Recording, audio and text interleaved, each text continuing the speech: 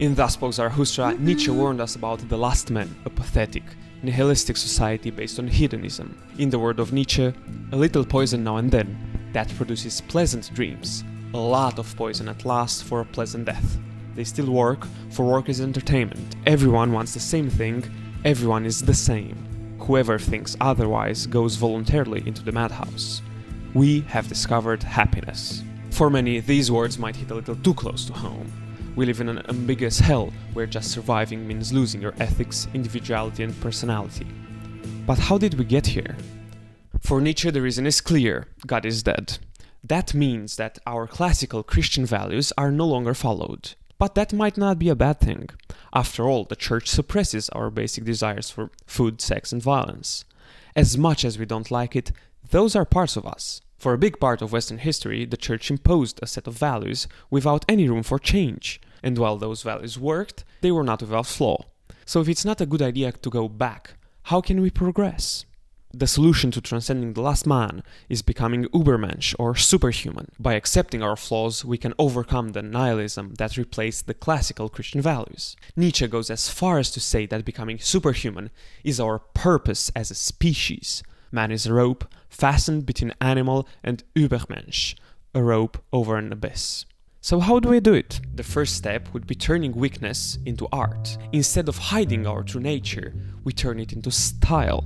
The Ubermensch asks the question of how he can use his flaws to give depth to his character and how he can turn his shortcomings into spirituality. But how can you be sure that you live in hell?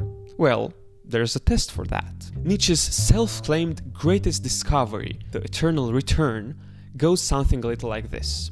Imagine that a demon appeared and told you that for the rest of eternity, you will live your life again and again. All your memories will come back to you in the exact order they happen. But there's a catch.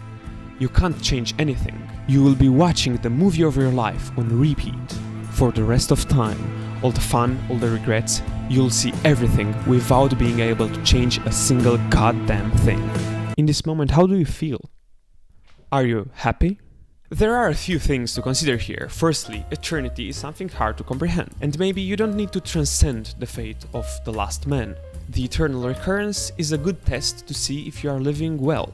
Even if you don't turn your flaws into something grand, there is value in accepting them, and this thought experiment can help you decide if you value your lifestyle. There aren't set moral values, so we have this litmus test for our capacity to affirm life. If you had to watch your choices again and again, you would be more likely to make the right ones. So how can we accept the painful, sad events in our life? How can we accept death and loss?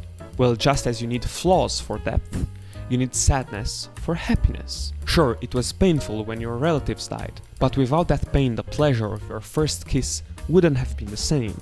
Our worst moments are often the ones that make us change for the better, and by comparison, our best moments are even better. All the events you lived compose the whole of your life, and to find meaning means crafting a narrative that includes both good and bad.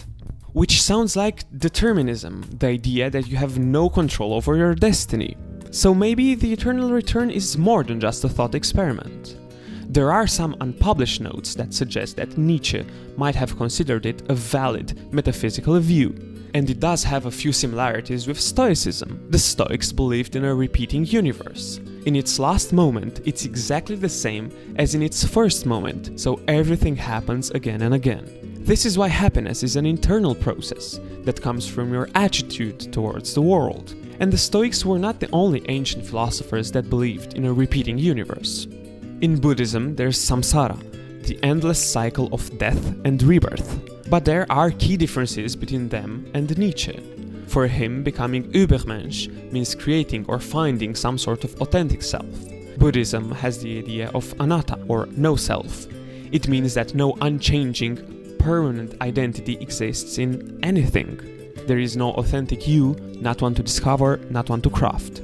Nietzsche, on the other hand, wants you to find the essential you, and the idea of everything repeating the exact same way is also dismissed by Buddhists. Yes, there is rebirth and there is suffering, but there must be change. You are running in circles, but the circles don't perfectly overlap.